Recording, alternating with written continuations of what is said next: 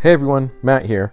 Pokemon Sword and Shield are less than 4 months away now, so I thought now might be a good time for me to make my first speculation video about the new games. There was a lot of controversy when it was announced that not all Pokemon would be available in these games, and that immediately got people started with analyzing trailers and other footage we have seen up to this point in order to determine what Pokemon will actually be in the games. Serebii.net has compiled a list of all the Pokemon that have been seen in Sword and Shield footage up to this point, the link to which can be found in the description. In this video, I'll be going over 10 Pokemon who are not on that list, but that I think will be in Pokemon Sword and Shield. Before I start, I'd like to ask you to please leave a like on this video and subscribe if you haven't already. Now, each Pokemon that I talk about on this list will include that Pokemon and also any Pokemon in its evolutionary family. Let's get started. Number 1. Bulbasaur. I figured we'd get the obvious ones out of the way first. Leon, the champion of the Galar region, is shown in the trailer to have a Charizard as its partner. As I'm sure you know, Charizard is the fully evolved form of Charmander, one of the OG Kanto starters. Bulbasaur was also one of these OG starters, and since regional starters tend to stick together, it makes sense to assume that Bulbasaur and its evolutions Ivysaur and Venusaur will be in this game. Number 2. Squirtle. Squirtle is the third OG Kanto starter. Same rules apply for Squirtle and its evolutions, Wartortle and Blastoise, as to Bulbasaur. Not much more to be said here. Number 3. Weedle. We've seen Metapod and Butterfree in the trailer and gameplay footage, so we know the Caterpie line will be in the games. Much like the Kanto starters, Weedle and Caterpie tend to stick together. It's even possible that Caterpie and Weedle may be version exclusives, with only one being in Sword and the other only being in Shield. Number 4. Mr. Mime. Unlike the previous 3 Pokemon I've talked about, my reasoning for believing Mr. Mime will be in Pokemon Sword and Shield has nothing to do with another Pokemon that has already been confirmed for the game. I'm actually basing this theory on another game, Pokemon Go. In Pokemon Go, there are Pokemon that are regional exclusives, meaning they can only be found in certain parts of the world. Mr. Mime is the only Pokemon that is regionally exclusive to Europe, and with the Galar region being based on a European country, it makes sense that Mr. Mime will be in Pokemon Sword and Shield.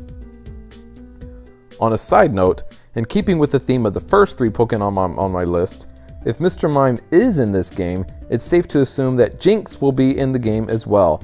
But since my theory for Jinx is only based on the fact that I think Mr. Mime is in the game, I'm not counting Jinx as one of the 10 Pokemon, but merely an honorable mention. Number 5. Throw. Again, this is based on another Pokemon that is confirmed to be in the game, which is Sock. Throw and Sock stick together like the Hitmons. They may not be part of the same evolutionary family like the Hitmons, but they may as well be.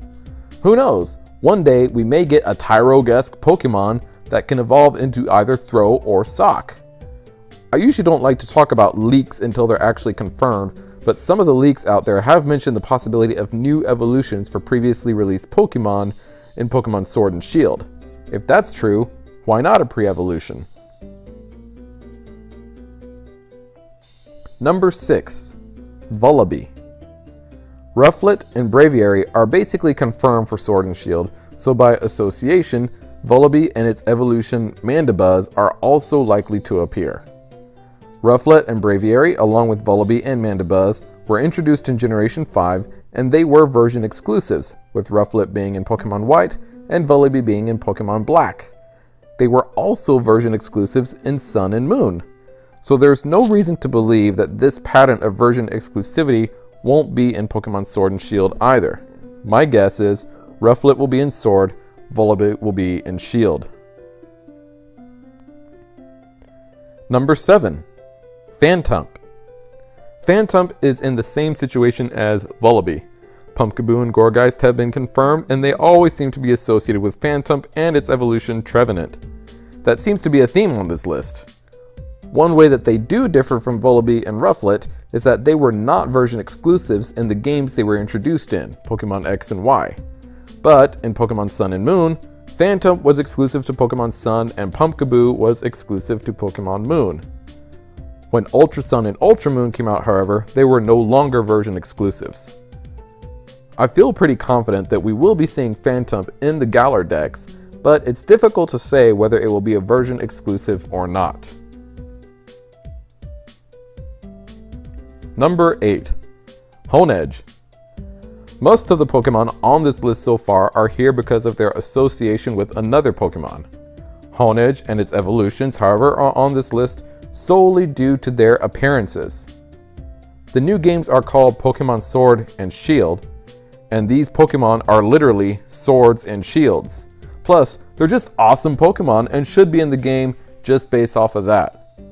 Now, I know Solrock and Lunatone, who are literally a sun and a moon, were not in the Alola Dex for Pokemon Sun and Moon, but I feel like Hoenn Edge, Doublade, and Aegislash are better fits for the Galar region than Solrock and Lunatone were for the Alola region.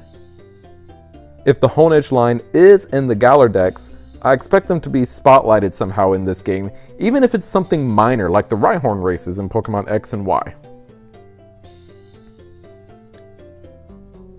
Number 9. Karrablast. Like the Hoenn Edge line, Karrablast and its evolution Escavalier are on this list solely due to their appearances. More specifically, solely due to Escavalier's appearance.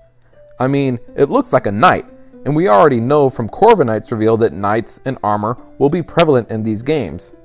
Now, Karrablast evolves into Escavalier specifically when it is traded for Shelmet, which in turn evolves into Axelgor. Similar to Jinx and Mr. Mime, however, my theory about Shelmet being in the game is based only on the fact that I think Karrablast will be in it, so Shelmet is just another honorable mention. Number 10. Mewtwo. I mean, come on, it's Mewtwo!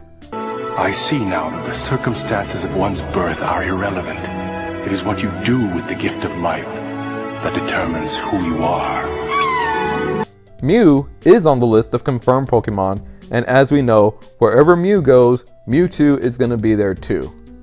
One of the earliest theories about Pokemon Sword and Shield was that we would see armored Pokemon, and while that hasn't been confirmed, there are a couple of things out there that support the armored theory and also involve Mewtwo. First of all, we've seen armored Mewtwo before. In Pokemon the first movie, Giovanni had Mewtwo wearing armor in order to power it up, and recently armored Mewtwo has been showing up in raid battles in Pokemon Go. But mostly, it's because Mew showed up on this list, and that all but guarantees that Mewtwo will be there too. What do you guys think of my list? Are there any Pokemon on my list that you don't think will be in Pokemon Sword and Shield? Obviously, I only went over 10 Pokemon, so there are a lot of other Pokemon out there that could potentially be in these games. What other Pokemon do you think will be in Pokemon Sword and Shield that I did not go over or that aren't on the list on Serebii.net? Let me know down in the comments.